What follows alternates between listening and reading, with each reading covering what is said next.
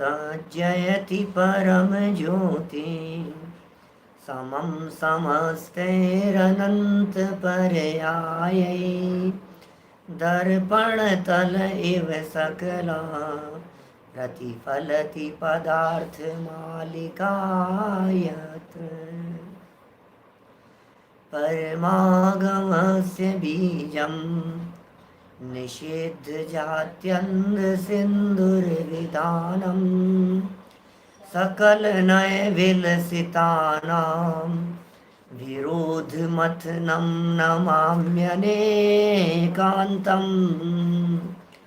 विरोधमथनं नमाम्यनेकान्तम्।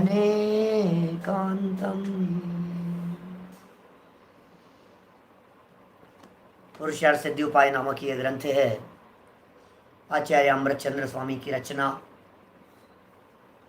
हिंसा हिंसा का विवेचक ये महान ग्रंथ। हिंसा में भी कभी धर्म हो सकता है क्या? क्या हिंसा करने में भी धर्म हो सकता है क्या? क्या कोई ऐसी परिस्थितियां हो सकती है जिनमें हिंसा करने में भी धर्म हो जावे?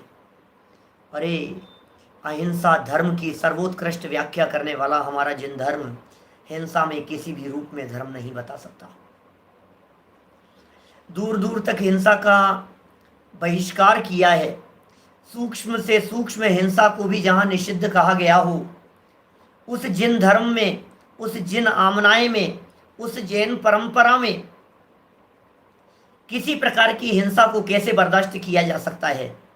लेकिन लोग तो लोग हैं, दुनिया तो दुनिया है। दुनिया अनेक प्रकार की युक्तियां बनाती है, अनेक प्रकार की प्लानिंग करती है, मनगढ़ंत योजनाएं बनाती हैं और ये कहती हैं इसमें तो क्या हो गया, इसमें तो कोई पाप नहीं है, इसमें तो कोई गलत बात नहीं लगती है हमारे को, अब इतनी हिंसा तो चलती है। माने धर्म के नाम पर हिंसा करने वाले लोग दुनिया में उसे धर्म कह करके पुकारते हैं। कल उसका यहाँ दृढ़ता से निषेध किया गया। यह बतलाया गया कि धर्म के नाम पर यदि यज्ञ हवन आदि किसी भी क्रिया में किसी भी प्रकार की हिंसा होती है तो वो जैन दर्शन सम्मत नहीं हो सकती है, उसे जैन दर्शन स्वीकृति नहीं दे सकता है। कि साहब धार्मिक क्रियाकलापों में हिंसा होती तो है ही कि होती होगी, कोई बात नहीं। धार्मिक क्रियाकलापों में यदि हिंसा होती है तो भी हिंसा करने योग्य है, यह अभिप्राय खोटा है। हिंसा कर लेने में दोष नहीं है, यह मान्यता खोटी है। ख्याल में आ रही है बात? हिंसा होगी, कोई बात नहीं, लेकिन देखो जैसे होता है ना, छोटे छोटे से बच्चे होते हैं घर में, कोई चीज टूट गई, हाथ से गिलास छूट गया, कांच का गिलास था, टक्कर लग गई और गिलास के टक्कर लगने पर वो गिलास नीचे जमीन पर गिरा और कांच का गिलास फूट गया। अब गिलास के फूट जाने पर कोई बहुत बड़ा अपराध नहीं हो गया। 150 रुपए का, 400-500 रुपए का, मुझे आइडिया नहीं है, 200-400-500 रुपए का गिलास फूट गया, बहुत बड़ा अनर्थ थोड़ी ना हो गया संपन्न परिवारों में। लेकिन टूट जाने पर बच्चे के दिमाग में या बच्चे के द्वारा यह वाक्य कहा जाना, अरे क्या हो गया इसमें, तो है ठीक है, क्या फर्क पड़ गया और आ जाएगा, ये गलत है। आप समझ में आ रही है बात? टूट जाए तो बड़े यह बात कहें कि बेटा कोई बात नहीं, और बच्चा ये कहे सॉरी, तब तो बात बराबर है। और यदि बच्चा ही ये कहने लगे अरे क्या फर्क पड़ गया, टूट गया तो एक और तोड़ लो, क्या फर्क पड़ गया और आ जाएगा, भैया सुन, ये जो तेरी मेंटेलिटी है, ये जो तेरी प्रवृत्ति है, इस प्रवृत्ति की का अपराध है। और साहब 50 रुपए के गिलास के लिए आपने इतनी बातें सुना दी, मेरे से 50 रुपए बढ़कर के हो गए। सवाल 50 रुपए का नहीं है, सवाल तेरी मेंटेलिटी का है।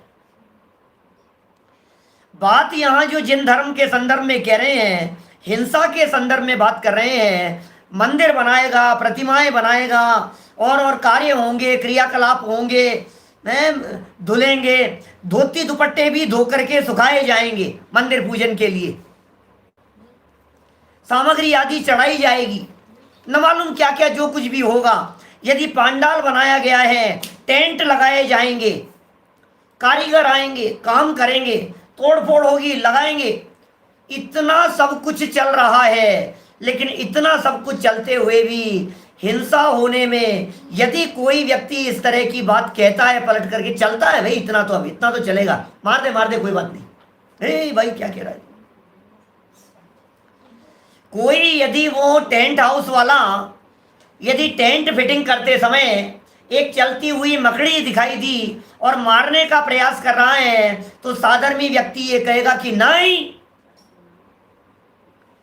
हिसाब ये तो चल जाती है, इतनी हिंसा है, ये तो होती है, पंडित जी क्या बात कर रहे हो, आप चले जाओ, जो रोज मरते हैं। हम ये कहेंगे भैया सुन, एक जीव नहीं मरेगा, तुझे 1000 रुपये ज्यादा देंगे पूरी फिटिंग के पूरी, सावधानी से बनाना।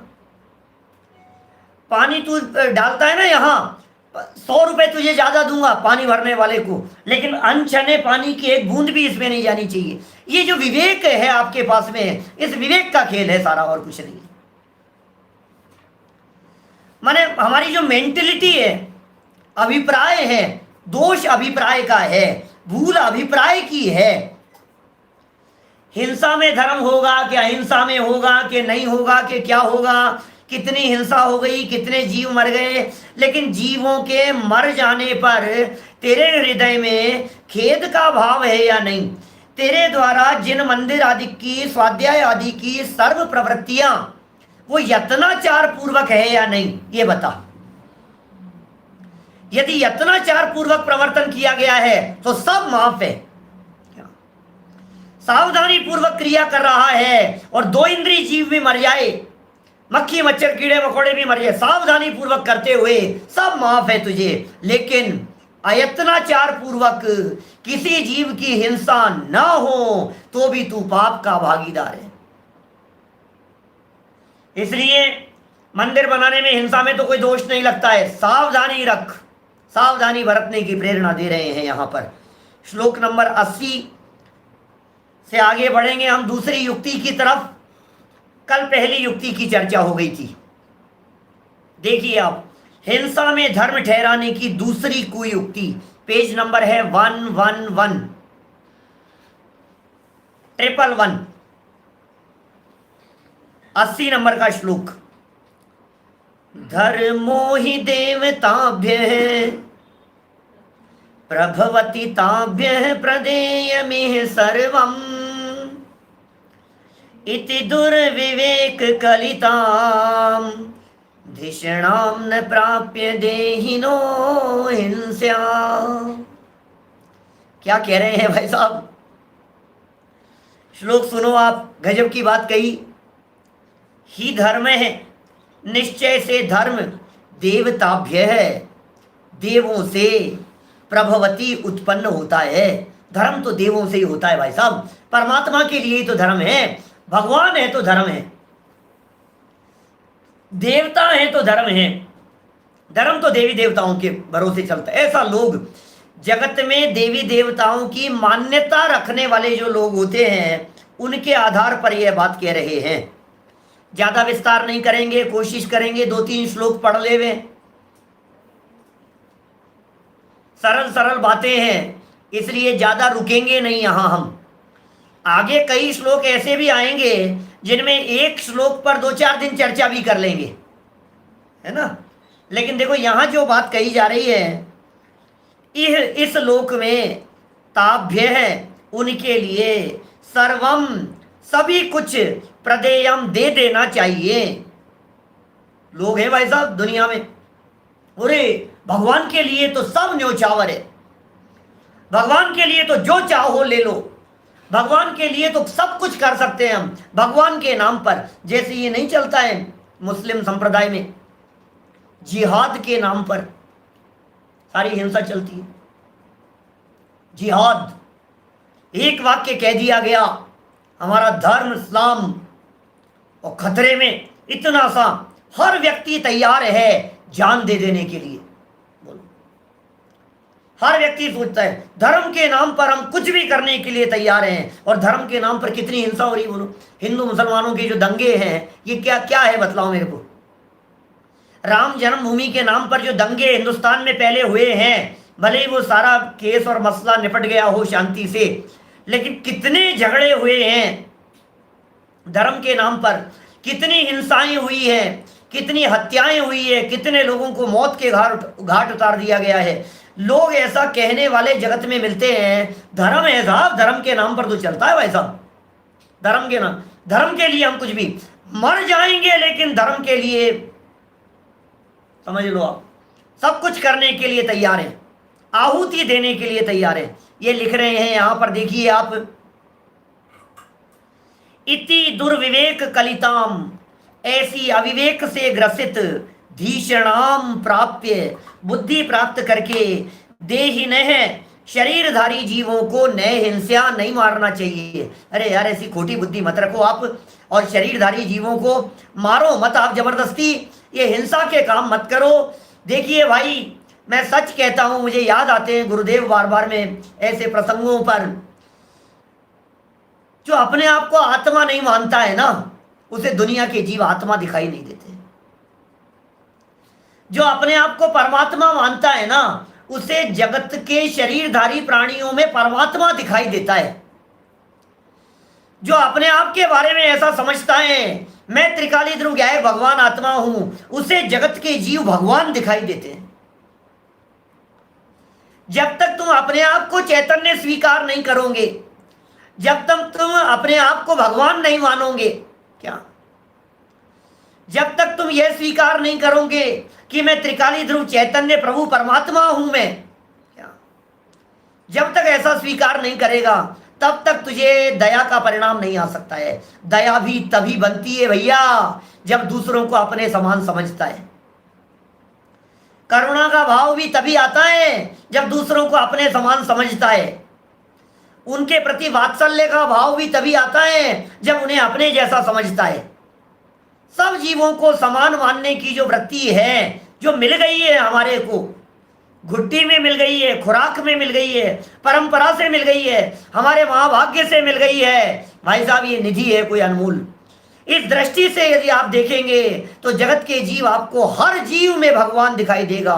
हर आत्मा में देखो भगवान बस रहा है, हर आत्मा में भगवान बस रहा है, हर आत्मा में भगवान बस रहा है। जगह जगह आपको चींटी नहीं भगवान दिखाई देगी। और गुरुदेव का वो वाक्य याद आता है, पर्याय दृष्टि से देखा हो तो हमें क्षमा करें, बोलो द्रव्य दृष्टि से देखो। ये कह रहे हैं यहां देवताओं के लिए सब कुछ दे देना चाहिए, भगवान है हमारे, हम क्या नहीं कर सकते हैं इनके लिए, सब कुछ दे सकते हैं। तो पता है क्या कह दिया, शरीरधारी जीवों को नहीं मारना चाहिए, उनके लिए भगवान कह रहे हैं क्या तेरे को, भगवान की इच्छा है क्या? अपनी रसना इंद्रिय की लालसा स्वयं की नहीं मिटती है, मनोकामना खुद की रखता है और जगत में लोगों को यह कहता है भगवान के नाम पर, यज्ञ के नाम पर बलि चढ़ाता है। ये सब बात वही कह रहे हैं, ये बलि चढ़ाने का ही प्रसंग है इसमें। देखो आप नीचे वाले श्लोक में है बकरे आदि की चर्चा। देखो टीका पढ़ते हैं पहले इसकी। ही धर्म है देवताभ्य प्रभवती, निश्चय से धर्म देवताओं से उत्पन्न होता है, ऐसा माना जाता है, धर्म देवताओं से उत्पन्न होता है। और क्या कह रहे हैं, इह ताभ्य सर्वम प्रदेयम, इस लोक में उन जीवों के, उन देवों के निमित्त सब कुछ दे देना चाहिए, जीवों को भी मारकर उन पर चढ़ा दो। अरे मैं तो अभी तो बहुत बदल गया है जमाना, लेकिन जिस जमाने में ये बातें लिखी गई थी वो काल कैसा रहा होगा। अमृत चंद्राचार्य को ऐसी बातें लिखने की क्या जरूरत हुई, इतनी ऐसी बातें जैनियों को समझा रहे हैं। शायद हो सकता है कुछ इस प्रकार की वृत्तियां भी रही हो लोगों के दिलो दिमाग में, अपने बच्चे की बलि चढ़ाने के लिए तैयार है, ऐसी भी शायद वृत्ति रही हो। मैं एक बच्चे को धर्म के लिए देता हूं, जैसे हिंदुस्तान में पहले होता था ना, ऐसा हमारे घर में यदि 2 बच्चे हैं, 4 बच्चे हैं, जितने भी हैं, एक बच्चा हम देश के लिए देंगे। आजादी के समय में इस प्रकार की परंपरा चलती थी, घर घर में लोग ये कहते थे, ये नारा था इस तरह का कि आपके यदि 2 या 2 से ज्यादा बच्चे हैं, आप एक आपके लिए रखिए और एक देश के लिए दीजिए, देश की सेवा के लिए। ऐसे धर्म के नाम पर होता होगा शायद इस तरह का कुछ। बोलो क्या कह रहे हैं ये? इति दुर्विवेक कलिताम धीषणाम प्राप्य देहिनः न हिंस्या। ऐसी अविवेक पूर्ण बुद्धि से प्राणियों को नहीं मारना चाहिए। और भावार्थ में कह दिया, देव देवी क्षेत्रपाल काली महाकाली चंडी चामुंडी इत्यादि के लिए हिंसा नहीं करना। पर जीव के मारने से अपना भला कैसे हो सकता है? सर्वथा नहीं हो सकता। बोलो। देवियों के लिए युद्ध में होते थे, राजा महाराजाओं का जमाना था, 1000 साल पुराना लिखा हुआ है ये शास्त्र, 1000 वर्ष पहले का राजाओं का जमाना था। युद्ध प्रारंभ करने के पहले बलि चढ़ाते थे, देवताओं को प्रसन्न करते थे, खून चढ़ाते थे, बकरे की बलि चढ़ाते थे, भैंसे की बलि चढ़ाते थे। ऐसी प्रवृत्तियां चला करती थी। आज भी इस तरह की प्रवृत्तियां हो सकता है कहीं गांवों में चल रही हो, हमारी जानकारी में तो नहीं दिखती हैं, लेकिन कहीं ना कहीं इस प्रकार की प्रथाएं आज भी चल ही रही होंगी। देखिए आप, देव देवियों के लिए नहीं, सबके नाम ले लिए इन्होंने, देव देवी क्षेत्रपाल काली मांग। ये जो क्षेत्रपाल के संबंध में जब चर्चा पीछे चल रही थी प्रातः काल के समय में, तो हमने बतलाया था वो हाथ में शायद मुंडी है उनके, ऐसा खोपड़ी कंकाल रखते हैं हाथ में। हमारा तो संपर्क है नहीं थोड़ा सा, इसलिए हमें नहीं मालूम ज़्यादा, जो लोग संपर्क में होंगे उन्हें ज़्यादा पता होगा। आज भी चलती है गांव में, क्या चलती होगी भाई, बहुत सारे लोग जानते हैं। बाहुबली फिल्म में बताते हैं इस तरह की बात। कौन कह रहा है भाई? ये चेतन भाई कह रहे हैं हमारे पालड़ी से। बाहुबली फिल्म के अंदर ऐसा बताते हैं, इसके लिए बलि चढ़ा दो। और फिर बाहुबली क्या कहता है कि नहीं नहीं भैया ये हिंसा नहीं चलेगी, ऐसा ऐसा ही है ना, इसके लिए हिंसा नहीं चाहिए। हिंसा करके नहीं कर सकता हूं मैं। यदि तुम्हारी देवी हिंसा से खुश होती है, खून से खुश होती है, तो मैं अपना खून देने के लिए तैयार हूं। चलो आगे बढ़ो, अपन लोगों के लिए नहीं है ये प्रकरण, यहां ज्यादा रुकना ठीक नहीं है। हिंसा में धर्म ठहराने की तीसरी कुयुक्ति, पूज्य निमित्तम घाते शागाधीनाम न कोपि दोषोस्ति इति संप्रदार्य कार्यम नातिथये सत्व संज्ञपनम। क्या अन्वयार्थ? पूज्य निमित्तम, पूज्य पुरुषों के लिए, शागादि नाम बकरा वगैरह जीवों को घाते घात करने में, कहे अपि कोई भी दोष है नास्ति, दोष नहीं है। अब पूज्य पुरुषों के लिए, महापुरुषों के लिए, बड़े लोगों के लिए बकरा काटने में कोई दोष नहीं है, ये ऐसा कह रहे हैं। क्या सोच के लिखी हुई है? मेरे को तो कभी कभी ऐसा लगता है, आप लोग भी सोच रहे होंगे जैसा मैं सोच रहा हूँ, वैसा ही आप लोग सोच रहे होंगे कि अमृत चंद्र जैसे महान आचार्य ये क्या बकरे काटने की बातें और उनकी बातें निषेध करने लग गए। ये किन के लिए? कहाँ तो इतनी उत्कृष्ट चर्चाएं कर रहे थे, राग परिणामों की उत्पत्ति का नाम भी हिंसा है, और कहाँ ये कौन से लेवल पर आ गए हैं ये। लेकिन भाई ये चरणानुयोग का ग्रंथ है, क्या पता किसकी बुद्धि कब फिर जाए, किसकी प्रवृत्ति कब फिर जाए, और कौन व्यक्ति को कौन क्या कहने लग जाए कि तुम्हारे अम्मा जी की, तुम्हारे बाबूजी की, तुम्हारे पिताजी की, इनकी यदि जान बचानी है तो कुछ नहीं, एक बकरे की, एक इसकी, एक मुर्गे की छोटी सी बलि चढ़ा दो बस। क्या पता किसका दिमाग कब फिर जाए, कौन देवी देवता कौन क्या क्या क्या डिमांड करने लग जाएं और ये हो जाए। ये तीव्रता होती है ऐसी। उस जमाने में प्रबलता थी, लेकिन वर्तमान समय में भी अपने को दृढ़ रहना चाहिए। ये दृढ़ता के लिए है। कोई नहीं होगा इस तरह का आज जैन समाज में जो इस प्रकार की वृत्ति रखता होगा, लेकिन फिर भी बातें जो कही है एक बार तो पढ़ने योग्य है। ऐसा संप्रदाय विचार कर अतिथि अथवा शिष्ट पुरुषों के लिए सत्व संज्ञापनम, जीवों का घात न कार्यम नहीं करना चाहिए। भले ही आपके पूज्य पुरुष हों, आपके लिए आए हों, अतिथि आए हुए हों। दादा तो कई बार जब वो घटना सुनाते हैं ना इसकी, श्रेणिक की, महाराजा श्रेणिक की, और चेलना ने ऐसा ऐसा किया, तो दादा को भरोसा नहीं होता। 2500 वर्ष पुरानी घटना है। चेलना ने ऐसा ऐसा किया उन साधुओं के साथ में, बौद्ध साधुओं के साथ में, उनकी जूतियां काट करके उनके भोजन में मिला करके खिला दी। ऐसा कर दिया वैसा कर दिया, जो घटनाएं आती है ना इस तरह की, सुनते हैं अपन। श्रेणिक चरित्र में है क्या? नहीं, श्रेणिक चरित्र में अपने यहाँ, श्रेणिक चरित्र में अपने यहाँ का प्रकाशित, और कहाँ का प्रकाशित है? शायद सोनगढ़ का या अपने किसी ट्रस्ट का प्रकाशित है श्रेणिक चरित्र। शायद संपादन मेरे ख्याल से देवेंद्र जी बिजौलिया वालों ने किया है। और उसमें घटनाएं बिल्कुल अभी रिसेंट में पढ़ी मैंने, चेलना के माध्यम से वो बौद्ध भिक्षुओं के लिए इस प्रकार का कार्य करने की, कि वो लिख दिया, ऐसा करवा दिया, वो जूते थे उनके और जूते काट करके और उनका अपमान कर दिया और ये कर दिया और तुम खा गए, तुम्हें पता होगा। फिर उन्होंने वॉमिटिंग की तो वो जूतों के टुकड़े निकले अंदर से, पीस निकले अंदर से। तो ये जो बातें हैं ना, दादा तो बिल्कुल निषेध करते हैं ऐसी घटना का, हो नहीं सकता भैया। कोई किसी जैन के लिए, माने चेलना जैसी धर्मात्मा, श्रावक, जैन धर्मानुयायी, ज्ञानी, सम्यक दृष्टि, भेद विज्ञानी, भगवान महावीर स्वामी से संबंध रखने वाली, वो ऐसी कैसे कर सकती है? ये प्रवृत्ति कैसे हो सकती है? हम आपसे पूछते हैं कि आप कर सकते हैं चमड़े की जूते इस तरह से खिला करके, किसी को काट पीट करके खिला दो, सब्जी बना करके? ये हो सकता है किसी के माध्यम से ऐसा कार्य? जचती नहीं है कुछ बात क्या? जो कुछ भी रहा हो घटना, तो यदि ज़्यादा भरोसा नहीं हो रहा है, कौन निर्णय करेगा इस बात का, आप चिंता नहीं करें, थोड़े समय बाद में अपन लोगों को केवल ज्ञान हो जाएगा और फिर अपने को सब दिख जाएगा। थोड़े समय बाद में केवल ज्ञान प्राप्त करके सबको भले प्रकार से देख लेंगे अपन। लेकिन ये कह रहे शिष्ट पुरुषों के लिए, शायद मुझे लगता है कोई उसी घटना से लेकर के कोई शिष्ट पुरुष हैं, कोई महापुरुष आए हैं। लोग नेमिनाथ पुराण के अंदर ये कहते हैं यादव राजकुमार आए थे, उनके लिए मांस बनाने की बातें करते हैं। ये सब बातें इसी तरह की है। शिष्ट पुरुषों की जो बात कही है ना, कि हम तो नहीं करते, लेकिन वो आए तो उनके लिए, उनके सम्मान में ऐसा सोचते हैं, उनके सम्मान में ऐसा कर दिया, उनके सम्मान में रख दिया। ऐसा सब रखना पड़ता है। बड़े बड़े लोगों के यहाँ पार्टियों के अंदर जो ये रखते हैं ना, बोतलें रख देते हैं, क्या करें साहब, हम तो नहीं लेते, लेकिन उनके लिए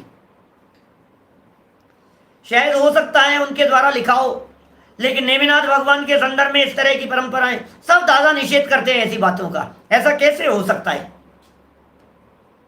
दादा ने खूब जम के निषेध किया पंच कल्याणकों के अंदर, नेमिनाथ की बारात के प्रसंग के संदर्भ में, कि नेमिनाथ के लिए कैसे हो सकता है कि उन लोगों के लिए बारात के लिए भोजन बनाने के लिए उन पशुओं को बांध करके रखा हुआ हो। ये बात संभव नहीं है। फिर भी इन्होंने यहाँ ये बात कही है कि शिष्ट पुरुषों के लिए जीवों का घात नहीं करना चाहिए। इसका मतलब शायद जगत में ऐसा कहीं होता होगा कि शिष्ट पुरुषों के लिए हिंसा करते होंगे लोग। टीका पढ़ते हैं, पूज्य निमित्तम त्यागादीनाम घाते कैपि दोषे न अस्ति। अपने गुरु के लिए बकरा आदि जीवों के घात में कुछ दोष नहीं है, लोग कहते हैं ऐसा। इति संप्रधार्य अतिथये सत्व संज्ञापनम न कार्यम। ऐसा सोचकर अतिथि, फकीर इत्यादि गुरु के लिए जीवों का घात नहीं करना चाहिए, उनके लिए नहीं करना चाहिए। पता है श्वेतांबर आदि संप्रदाय में हमने ऐसा सुना है कि वो स्वयं तो आलू नहीं खाते, लेकिन जो साधु वगैरह है ना, उनके लिए आलू बना देते हैं और बना करके डाल देते हैं उनको। वो कहते हैं कि अब हम तो नहीं खाते हैं, लेकिन अब उनके लिए, अब क्योंकि फिर उनको तो फिर कौन बना करके खिलाएगा, आलू के समोसे बना करके खिला दो, ये बना करके खिला दो। और वो भी क्या है, वो इसलिए सेवन कर लेते हैं कि वो कहते हैं गोचरी है हमारी तो भाई साहब, हमने कहा तो है नहीं, हम तो झोला लेकर के गए थे और जो उनको जचा वो उन्होंने दे दिया, और वो हम ले आए और हमने खा लिया, हमें क्यों दोष लगेगा। अब ये ऐसा कह रहे हैं यहाँ, ये बकरे की बलि चढ़ाने के संदर्भ में ऐसा कह रहे हैं। किसी जगह पर हमने कभी एक ऐसा कुछ पढ़ा था चिप्स वगैरह के संबंध में, कहीं हमने ऐसा पढ़ा सुना था घटना। सुनो, बकरा है ना, बकरा, उसको वो काटने वाला जो व्यक्ति है वो ये कहता है कि मुझे क्यों पाप लगेगा, मैंने मेरे लिए थोड़ी ना काटा है, मैंने तो उनके लिए काटा है। और वो जो व्यक्ति हैं, जो खाने वाले लोग हैं, वो ये कहते हैं हमें क्यों पाप लगेगा, हमने काटा थोड़ी ना है, काटा तो उसने है। इसलिए कहते हैं बलि का बकरा। ये कहावत चलती है ना, बलि का बकरा, हमें जबरदस्ती बलि का बकरा मत बनाओ। ये क्या मतलब है? बलि का बकरा क्या होता है? ये बलि का बकरा क्या होता है?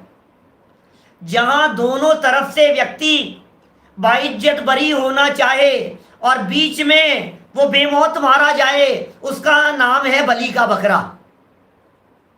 समझ में आई? कहावत जो चलती है, उस कहावत का अर्थ बतला रहा हूं मैं आपको। क्या? अब वो जो बकरा है, वो बकरा ये कहता है कि सुनो, मैंने जीवन भर सिर्फ घास खाई है और उसके फल में मेरा ये हाल हो रहा है, तो सुनो तुम्हारा क्या होगा, एक बार विचार कर लो।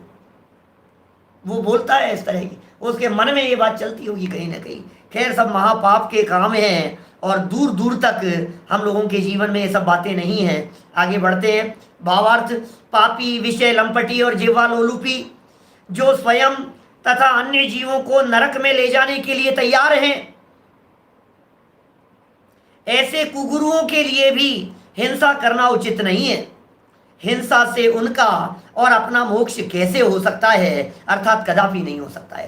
पहले उनकी मान्यता की बात की, फिर कहा भैया हिंसा है, कैसे हो सकता है? न तो उनका भला होगा न हमारा भला होगा। हिंसा किसी भी रूप में भला करने वाली नहीं हो सकती है। हिंसा में किसी भी रूप में धर्म नहीं हो सकता है। अब बात आ रही है थोड़ी सी अपन लोगों के लिए। देखो जरा नीचे आगे जो चर्चाएं आएगी ना, थोड़ी थोड़ी सी ऐसी आएगी जिनमें कुछ कुयुक्तियां हैं, खोटी युक्तियां हैं। देखिए आप,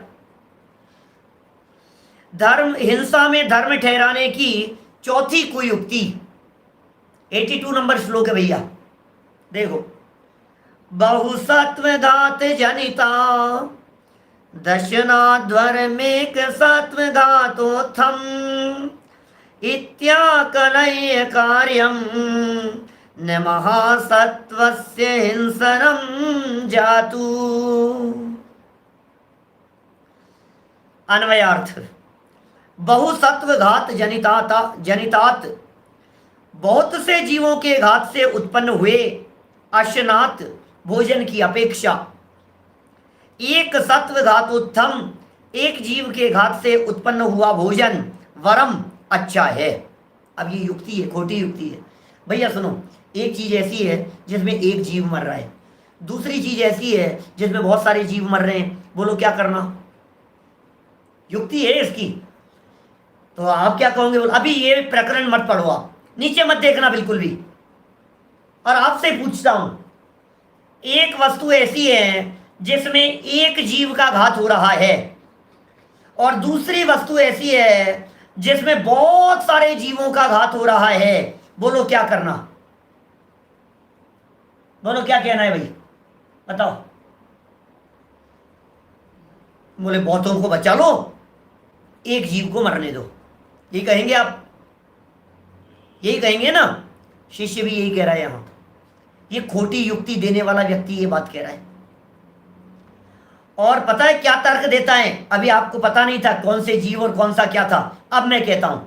वो व्यक्ति ये कह रहा है, सामने वाला व्यक्ति, कि साहब आप क्या खाते हो? बोले हम तो अनाज खाते हैं। बोले आप? बोले हम जीवों को मार करके खाते हैं, बकरा आदि खाते हैं।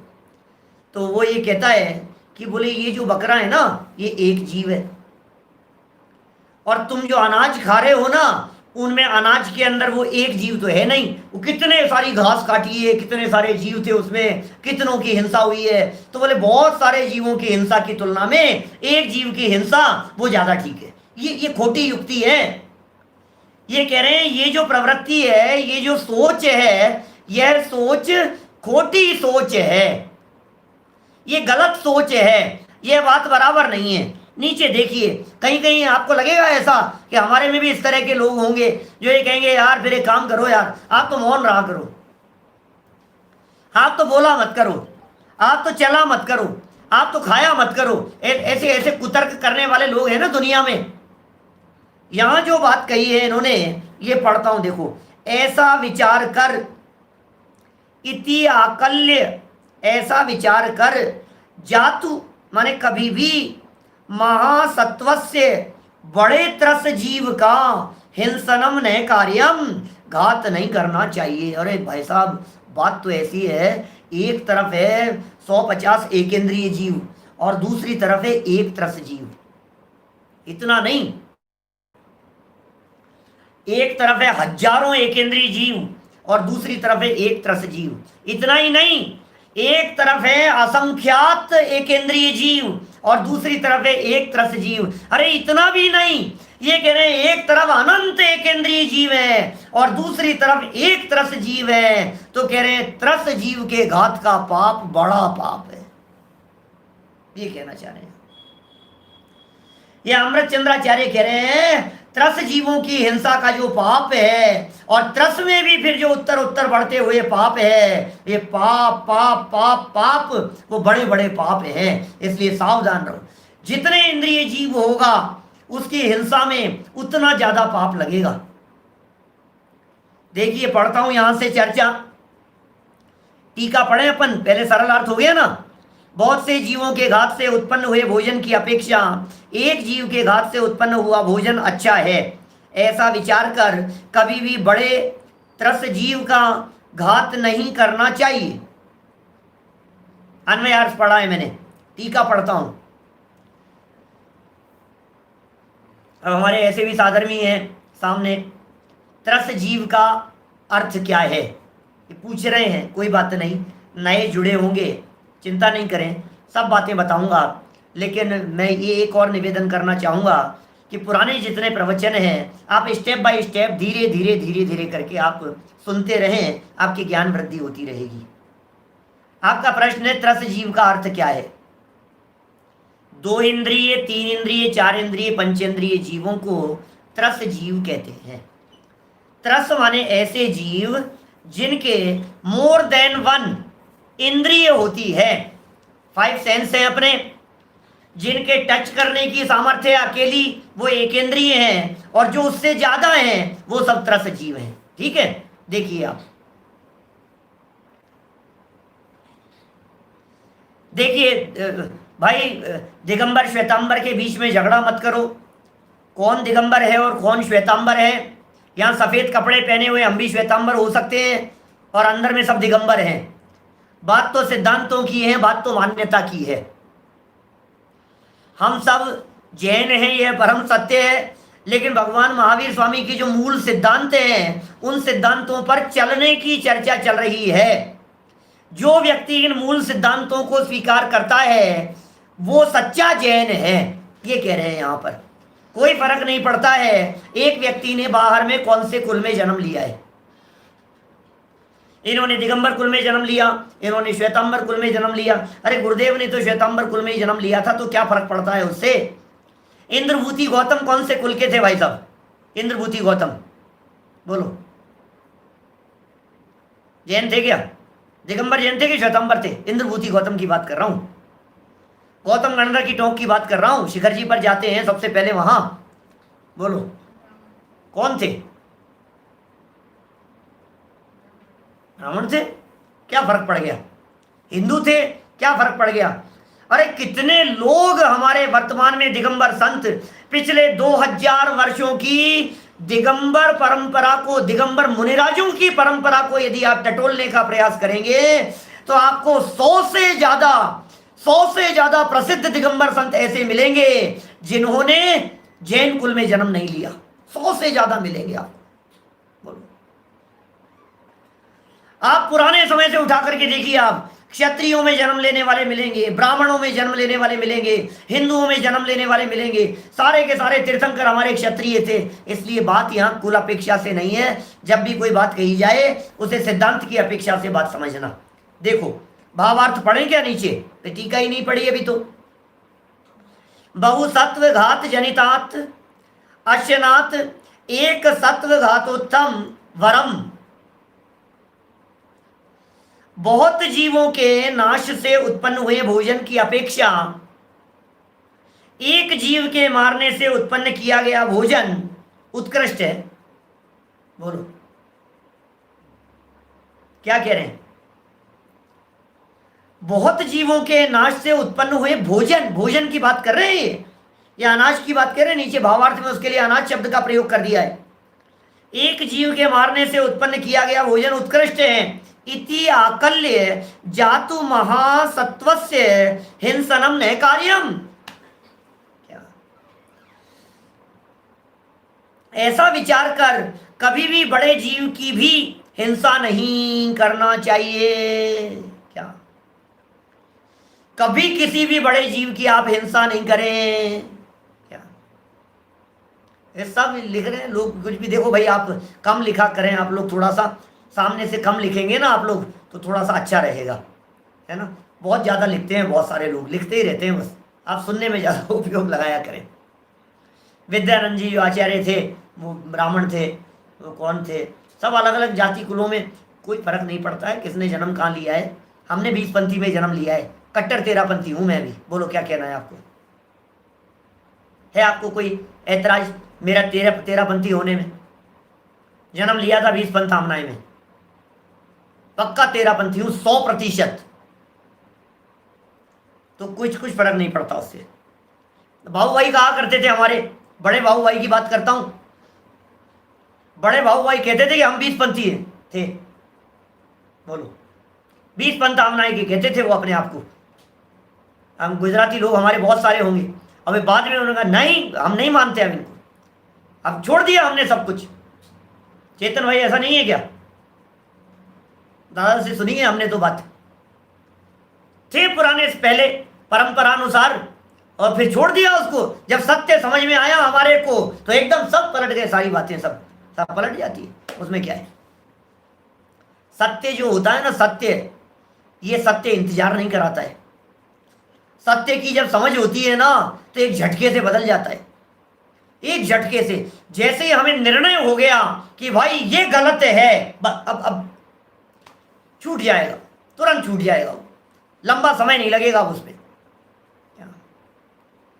भावार्थ, कोई कहे कि अन्न के आहार में तो बहुत जीव मरते हैं, अन्न के आहार में, इसलिए एक बड़ा जीव मारकर भोजन करे तो बहुत भला, ऐसा मानकर पंचेंद्रीय जीव का घात करता है।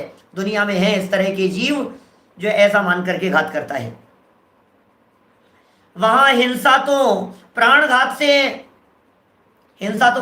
से, और एकेंद्रीय की अपेक्षा पंचेंद्रीय के द्रव्य प्राण तथा भाव प्राण बहुत अधिक पाए जाते हैं। ये जो प्राण है ना, अंदर में जो जीवत्व शक्ति है, क्या आप समझ रहे हैं? माने एकेंद्रीय जीव की अपेक्षा से पंचेंद्रीय जीव की जो चर्चा है, एकेंद्रीय की अपेक्षा से जो दो इंद्रिय जीव है वो इतना वैल्यूएबल है, उसकी कीमत बहुत है। इसी कारण ऐसा उपदेश है। लो सामने आ गई ये बात, उपदेश सुनो जरा क्या कह रहे हैं। इसी कारण ऐसा उपदेश है कि अनंत एकेंद्रीय जीवों को मारने की अपेक्षा, अनंत एकेंद्रीय जीवों को मारने की अपेक्षा द्विंद्रिय जीव के मारने का पाप अनेक गुना अधिक होता है। ओहो, अनंत शब्द का प्रयोग कर रहे हैं, मूल शब्द है टोडरमल जी का लिखा हुआ। बोलो, अनंत एकेंद्रीय जीवों का घात हो रहा हो, अब क्या कहेंगे आप?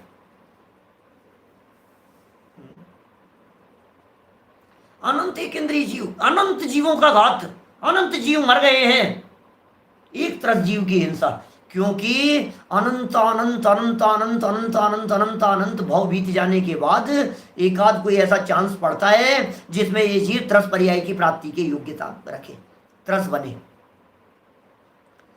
कितना लंबा काल है एकेंद्रीय पर्याय का, आप सुनो तो आपको रोंगटे खड़े हो जाएं। ये त्रस पर्याय साधिक 2000 सागर के लिए प्राप्त होती है। यदि ये त्रस पर्याय छूट गई और एकेंद्रियों के अंदर चला गया तो टोडरमल जी साहब लिखते हैं मोक्ष मार्ग प्रकाशक ग्रंथ में, खोल करके देखो जरा एक एक पेज को, 32 नंबर पेज देखना, 32 नंबर पेज, वो लिख रहे हैं वहां पर, वो कह रहे हैं एकेंद्रीय पर्याय में पृथ्वी जलादिक के अंदर उत्कृष्ट काल परिभ्रमण का असंख्यात कल्प काल है, और यदि असंख्यात कल्प काल वहां व्यतीत करते हुए वो जीव वहां से निकल करके इतर निगोद में चला गया तो 2.5 पुद्गल परावर्तन है, 2.5 पुद्गल परावर्तन। और उसे एक इतर निगोद से निकलकर फिर पृथ्वी का एक, जल का एक आदि पर्यायों में घूमा, फिर इतर निगोद में चला गया, फिर पृथ्वी का आदि पर्यायों में घूमा, फिर इतर निगोद में चला गया। अभी लट नहीं बना, चींटी नहीं बना, कीड़ा मकोड़ा नहीं बना, अभी 2 इंद्रिय आदि पर्यायों की प्राप्ति नहीं हुई, तो कितना लंबा काल हो सकता है? टोडरमल जी कह रहे हैं असंख्यात पुद्गल परावर्तन। ओह, असंख्यात पुद्गल परावर्तन तक ये जीव भटकता रहे, भटकता रहे, भटकता रहे, भटकता रहे, जन्म मरण करता रहे, जन्म मरण करता रहे, जन्म मरण, जन्म मरण, जन्म मरण, पीड़ित होता रहे, आकुलित होता रहे, लेकिन 2 इंद्रिय पर्याय बनने की का अवसर ना मिले। बोलो, सोचो जरा, कितना दुर्लभ है वो 2 इंद्रिय पर्याय की प्राप्ति करना। दुर्लभ लही जो चिंतामणि कह करके पुकारा है, दुर्लभ लही जो चिंतामणि, चिंतामणि रत्न के समान दुर्लभ कह दिया है उसे। अब ये इतनी दुर्लभता से 3 पर्याय की प्राप्ति हुई और छीन लिया किसी व्यक्ति ने आकर के 2 इंद्रिय जीव को, 3 इंद्रिय जीव को छीन लिया उससे, 4 इंद्रिय पर्याय छीन ली उससे।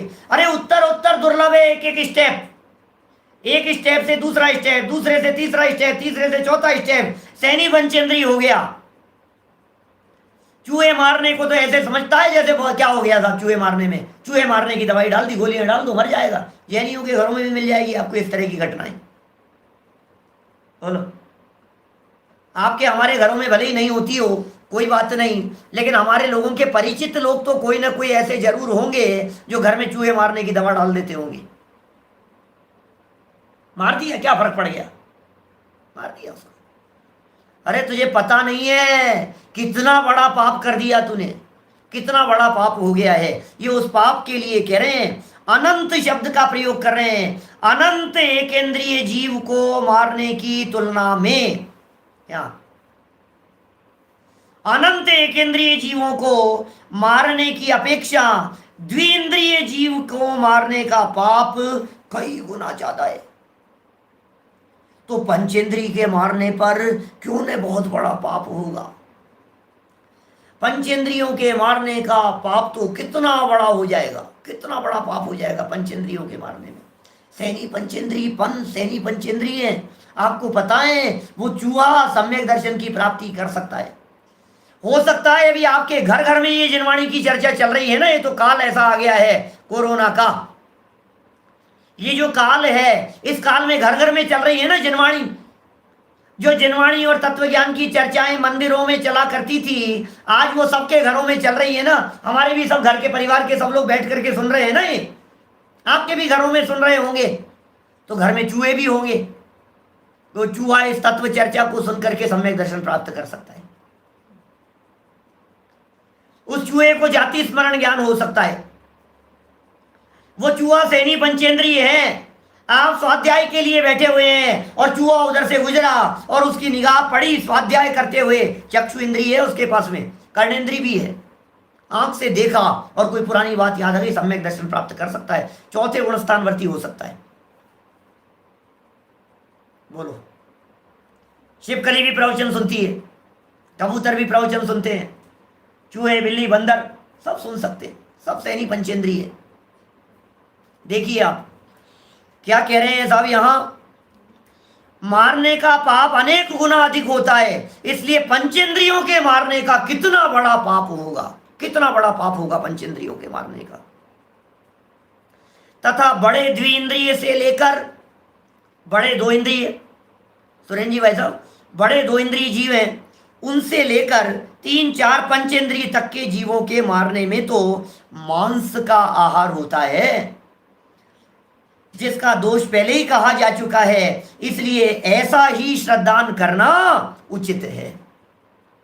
क्या कहें उनके पाप के बारे में, भैया पाप से डराने की बात कर रहे हैं, अहिंसा धर्म की बात कर रहे हैं, लेकिन ये जो मोटे मोटे स्थूल अहिंसा की चर्चाएं अभी यहाँ बीच में चालू हो गई है, इन स्थूल अहिंसा की चर्चाओं को चलते चलते कहीं आप गलती से भी वो जो सूक्ष्म अहिंसा वाली बात थी उसे भूल मत जाना। क्योंकि हम आप लोगों में से सभी लोग इस मोटी मोटी हिंसा से तो विरक्त हो गए हैं, विरक्ति दिखाई देती है। लेकिन चूंकि यहाँ त्रस हिंसा का प्रसंग कहा है ना, इसलिए द्विदल को जरूर कहना चाहूंगा, सावधान रहना। त्रस जीवों के घात का पाप लगता है। एक व्यक्ति आलू खाता है और एक व्यक्ति दही बड़े खाता है, ये कंपैरिजन यहां बता दिया इन्होंने। एक व्यक्ति आलू खा रहा है, एक व्यक्ति दही बड़े खा रहा है। जो दही बड़े खा रहा है वो अनेक गुना ज्यादा पाप कर रहा है। तो सब आलू खा सकते हैं क्या? ओ भाई, खाने के लिए तो मैं कह ही नहीं रहा हूं। क्या जैनी के घर में आने योग्य चीज नहीं है, उसकी बात हम क्या करें आपसे? हम तो दो चीजों में कंपैरिजन कर रहे हैं, समझ में आ रही है बात? जब कंपैरिजन किया जाएगा तो कह रहे हैं त्रस जीवों की हिंसा जिसमें होगी, दही की बेसन वाली जो कड़ी आपने बना करके खाई है उसकी हिंसा का पाप ज्यादा बड़ा पाप है आलू आदि की तुलना में। ये बात यहां कहना चाह रहे हैं। शायद इस प्रकार की प्रवृत्तियां अपने घरों के अंदर दिखाई देवे। बोलिए। तो सतर्क रहें, सावधान रहें। कषायों को मंद नहीं, कषायों के अभाव करने की ठाने। कषायों की मंदता तो हो जाती है लेकिन अभाव नहीं हो पाता है। पिछले अनंत काल में अनंत बार कषायों की मंदता तो हुई, लेकिन कषायों की मंदता इस जीव का भला करने में समर्थ नहीं है। कषायों के अभाव से भला होगा। राग की मंदता नहीं चाहिए, क्रोध की मंदता नहीं चाहिए। अनंतानुबंधी आदि क्रोध कर्म प्रकृतियां, मान मायाचार लोभ कर्म प्रकृतियां, इन कर्म प्रकृतियों का अभाव चाहिए, तब जाकर के सच्चा धर्म प्रकट होगा। और हम सभी इस स्थूल व्यवहार का पालन करते हुए, स्थूल आचरण का पालन करते हुए सूक्ष्मता में बढ़ते चले जाएं और अंतरंग में छिपा हुआ जो सूक्ष्म मिथ्यात्व है, जो अनंतानुबंधी आदि बैठा हुआ है, उसे छोड़ने का प्रयत्न करें और वो सब छूट जाए। ऐसी मंगल भावना से बात को यहीं विराम देता हूँ। मेरी भाषा से कोई व्यक्ति इस तरह की गलतफहमी नहीं अपना लेना कि साहब हम तो आलू प्याज तो चालू कर देते हैं और वो द्विदल आदि जो है वो छोड़ देते हैं। ऐसा नहीं चलेगा। छोड़ने योग्य तो सभी है ना। राग भी छोड़ने योग्य है, अपनापन तन्मयता भी छोड़ने योग्य है, तन के वस्त्र भी छोड़ने योग्य है, रखने योग्य तो कुछ नहीं है। लेकिन भूमिका के अनुसार कंपैरिजन करते हुए, सिद्धार्थ भाई माने जो बात कह रहा हूं मैं उसको कंपैरिजन करते हुए चलना। कौन से में ज्यादा बड़ा पाप हो रहा है, जिसमें ज्यादा बड़ा पाप हो रहा है फर्स्ट उसको छोड़ना। फिर जिसमें कम हो रहा है, कम पाप की स्वीकृति तो दे नहीं सकते, छोड़ना तो दोनों ही है, तो दोनों छोड़ो, है ना। ऐसी बात यहाँ कही है। हम सभी आत्म कल्याण करते हुए मुक्ति पथ पर बढ़े, इसी भावना से बात को विराम देता हूँ। निज निधि निज में बताई यह अनंत उपकार है, उसके लिए जिन वाणी माँ को वंदना शत बार है, वंदना शत बार है।